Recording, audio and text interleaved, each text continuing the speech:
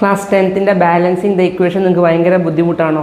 LHS എഴുതുന്നു, RHS എഴുതുന്നു, എന്നിട്ട് ബാലൻസ് ചെയ്യണു, അങ്ങനെ ബുദ്ധിമുട്ടുള്ളവർ ഞാൻ എളുപ്പമുള്ളൊരു ടെക്നിക്ക് പറഞ്ഞുതരാം. ഒരൊറ്റ സെൻറ്റൻസ് നിങ്ങൾ ആലോചിച്ചാൽ മതി. മൈ ന്യൂ ഓപ്പൺ ഹൗസ്, ഇത്രയേ ഉള്ളൂ. അതിനകത്തെല്ലാം ഫസ്റ്റ് ലെറ്റേഴ്സ് വരുന്നതിന് ആദ്യം പ്രയോറിറ്റി കൊടുക്കുക.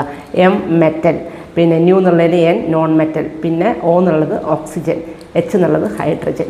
ഈ ഒരു ഓർഡറിൽ നിങ്ങൾ ബാലൻസ് ചെയ്യുകയാണെങ്കിൽ ഈ ഒരു പ്രോസസ്സ് വളരെ എളുപ്പമായിരിക്കും, ഭയങ്കര കൺഫ്യൂഷനൊന്നുമില്ല.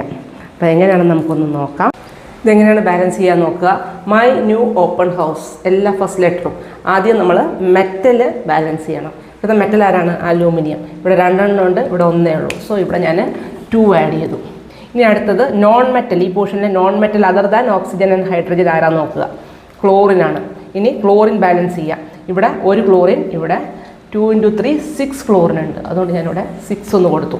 ഇനി അടുത്തത് ഓക്സിജൻ സെയിം ആക്കാൻ നോക്കുക. ഇവിടെ 3 ഓക്സിജൻ ഉണ്ട്, അവിടെ 1 ഓക്സിജനേ ഉള്ളൂ. അതുകൊണ്ട് ഞാൻ അവിടെ 3 ഇട്ടു.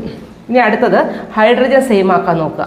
ഇവിടെ ഓൾറെഡി 6 ഹൈഡ്രജൻ ഉണ്ട്, അവിടെയും 6 ഹൈഡ്രജൻ ഉണ്ട്. ഓൾറെഡി അത് ബാലൻസ്ഡ് ആണ്.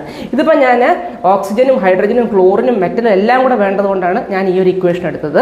ഇനി നിങ്ങളുടെ ഇക്വേഷനകത്ത് ഇപ്പോൾ ഹൈഡ്രജൻ ഇല്ല അല്ലെങ്കിൽ ഓക്സിജൻ ഇല്ലെങ്കിൽ ആ ഒരു സ്റ്റെപ്പ് നിങ്ങൾക്ക് അവോയ്ഡ് ചെയ്ത് കളയാം. ഇനി ഇത് ശ്രദ്ധിക്കണം. മൈ ന്യൂ ഓപ്പൺ ഹൗസ്, എല്ലാത്തിലെയും ഫസ്റ്റ് ലെറ്റർ. ഇനി അപ്പം നമ്മൾ ഒരുപാട് കഷ്ടപ്പെട്ട് ബാലൻസ് ചെയ്യേണ്ട ആവശ്യമൊന്നുമില്ല. ഈ ഒരു മെത്തേഡ് യൂസ് ചെയ്താൽ മതി. താങ്ക്